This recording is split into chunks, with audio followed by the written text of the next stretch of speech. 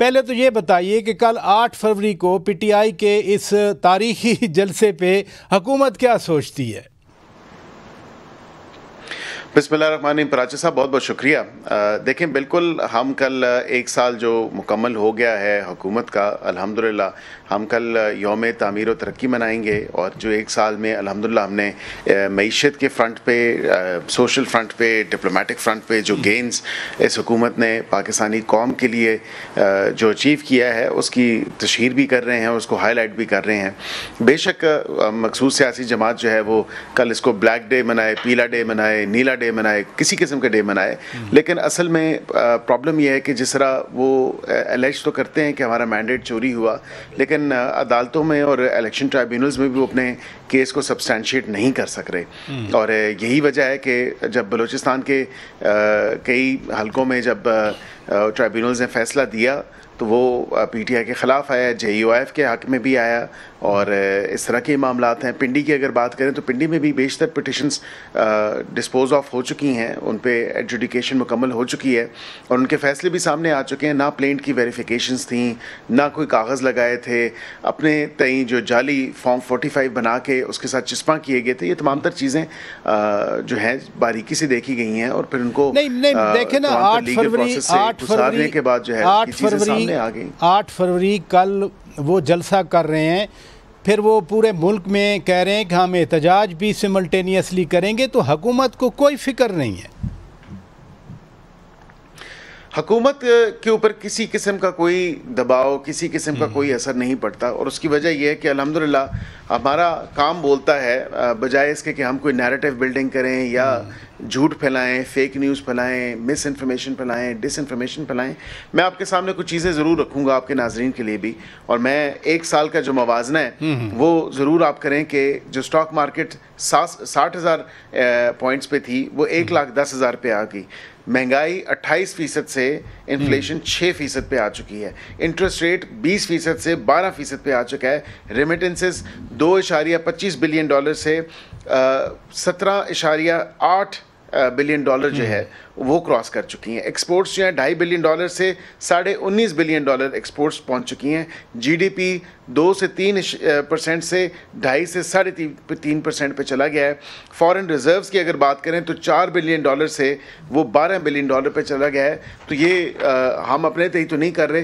तमाम बैरिस्टर साहब सवाल ये पैदा होता है ना, फिच ने भी आज ये बात कह दी कि इकोनॉमिक आउटपुट जो है या आउटलुक जो है वो ज़बरदस्त है और पाकिस्तान में इस्तेकाम आ रहा है।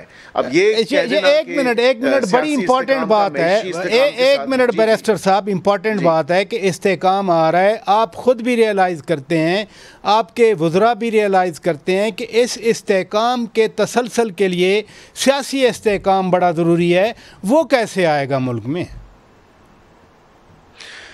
पराचा साहब, I beg to differ on this. और आप कोई भी हुकूमत उठा के देख लें, जब भी हुकूमत साजी का अमल हुआ है, जब भी इलेक्शंस हुए हैं, उसके बाद जो भी हुकूमतें आई हैं, अपोजिशन की जमातों ने एहतजाज किया है और एहतजाज करना आइनी हक है, एहतजाज से कोई मना नहीं करता। इंतशार से अलबत्ता ज़रूर इज्तनाब भी करना चाहिए और इश्तियाल से भी इज्तनाब करना चाहिए और उसको रोकथाम भी उसकी ज़रूरी है, क्योंकि सब्जेक्ट टू लॉ है और सब्जेक्ट टू रीज़नेबल जो एक्सेप्शंस हैं प्लेस बाय लॉ वो ज़रूर हैं।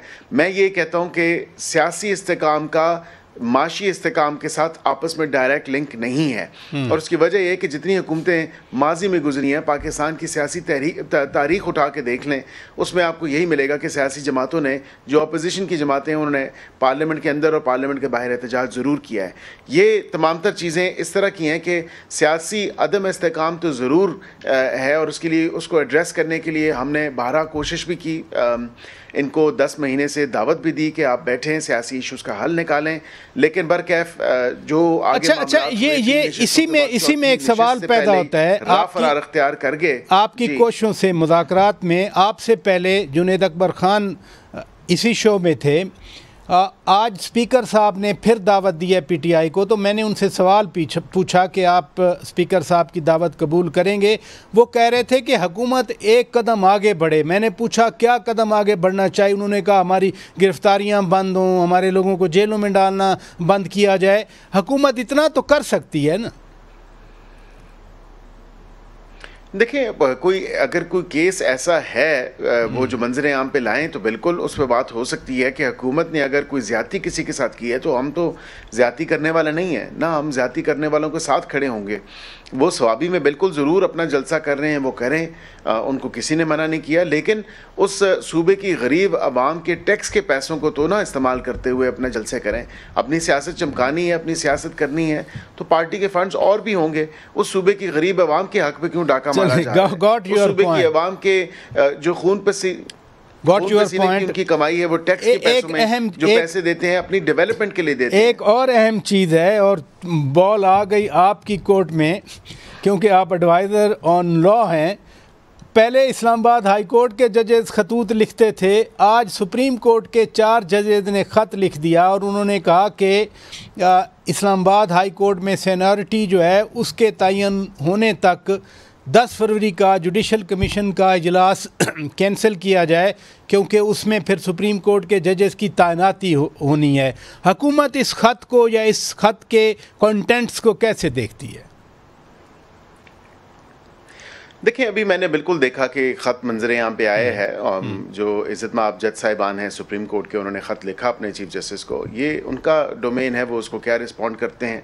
हुकूमत को तो ये ख़त नहीं लिखा गया, तो हुकूमत उस पर कोई राय कायम नहीं कर सकती, लेकिन हुकूमत की कानूनी और आइनी राय तो यही है कि 26वीं आइनी तरमीम के बाद ये तमाम तर अमल इस तरह है कि जब हमने जजेस की स्ट्रेंथ को बढ़ाया, जजेस के नंबर को हमने बढ़ाया कि सुप्रीम कोर्ट में इजाफी जजेस होने चाहिए, आवाम तक उसके पहुंचने चाहिए, आवाम के केसेस टेक अप होने चाहिए, बैकलॉग दूर होना चाहिए, जो लोगों की 20-20 साल से अपीलें और रिविजन्स नहीं लगती वो टेक अप हों, आवाम को इंसाफ मिले और इंसाफ होता हुआ भी नज़र आना चाहिए। तो मैं नहीं समझता कि ये बजा था इस मौके पे ये ख़त लिख देना, जब 1 दिन पहले या 2 दिन पहले इस तमाम तर मामले से, क्योंकि सोमवार को सुप्रीम कोर्ट की एलिवेशंस होनी है, फिर तो इस तमाम तर मामले पे इस्लामाबाद हाई कोर्ट की जब एलिवेशंस हुई 2 जजेस की तो फिर उस वक़्त लिख देना चाहिए था। इसी तरह लाहौर की कल हुई, लाहौर हाई कोर्ट की, उस वक़्त लिख देना चाहिए था। सिंध हाई कोर्ट की हुई, पेशावर हाई कोर्ट की, उस पर तो किसी को कोई एतराज़ नहीं था।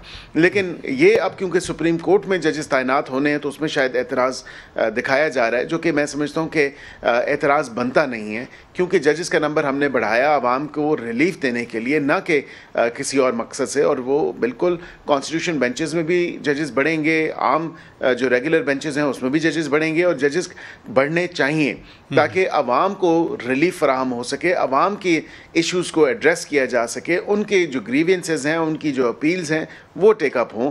मैं नहीं समझता कि आइन का कोई भी आर्टिकल है वो इस ख़त के ज़रिए कोई कदगन है कि ये पूरा प्रोसेस रुक जाएगा। ये प्रोसेस नहीं रुक सकता, क्योंकि ये एक आइनी स्टेप है, एक आइनी प्रोसेस है, और जुडिशल कमीशन ने आज से कई दिन पहले इस इजलास को तलब किया हुआ था, और ये JCP में ही तमाम तर चीज़ें डिसाइड होनी है और चीफ जस्टिस साहब ही इसको एड्रेस करेंगे।